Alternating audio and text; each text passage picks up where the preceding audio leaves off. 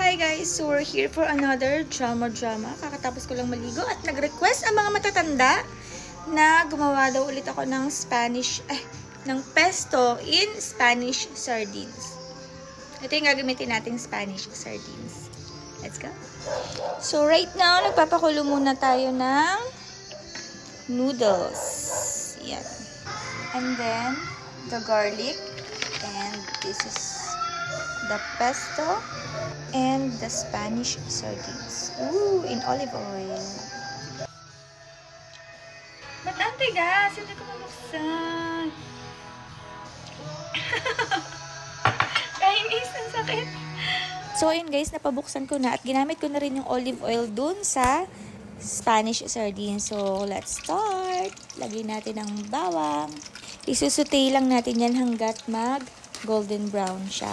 Halu-haluin at alam nyo, first time kong gumamit ng Spanish sardines in a bottle. So, ayan siya. Tinanggal ko yung ibang buntot. Hehe. And yes, igigisa muna natin siya. At dyan ko na rin siya hihiwa-hiwain. Like, dudurug-durugin ng konti. Ganun. First time ko itong ginamit na Spanish sardine in a bottle. Kasi usually yung 555 Spanish sardines ang ginagamit ko. Syempre, mas mura yun, diba? So, ayun, gigisahin lang natin yan para mas maluto at saka mas maging malasa siya. Wow! Feeling expert! Charis lang. And next natin ang cheesy pesto ni Clara Olay. Yehey! Pag pesto talaga, girls, guys, ito ang ginagamit ko. Sulit na sulit yan at ready to eat na lang. Siyempre, titimplahan lang natin ng konti. So, ayun, isusutay lang natin siya. At siyempre, dadagdagan din natin ng konting asin. Wow, parang hindi naman konti yung nilagay ko. Tapos, inekos-nekos ulit natin yan.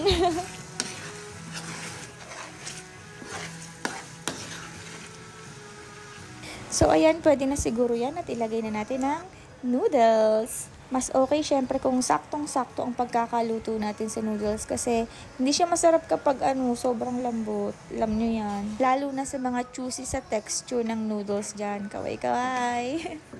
Pero wait lang, no? Ibababa ko muna tong phone kasi ang hirap mag-mix kapag isa lang yung gamit na kamay. Balikan ko kayo, guys.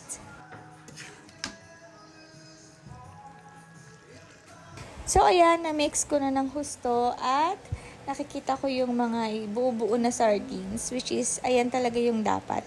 Para may nakakain tayo ng chunky keme-keme. So, tikman na natin.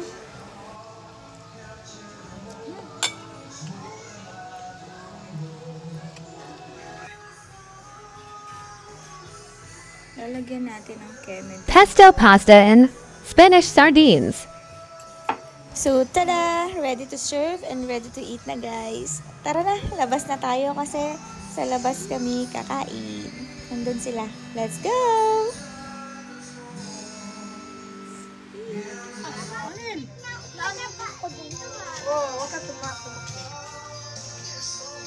Okay?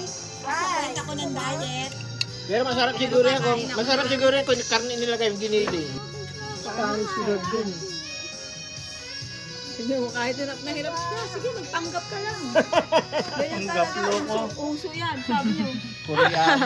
Koreano, hindi mo bala. Uso yan, yung nagpapanggap na magaling mag-chopstick.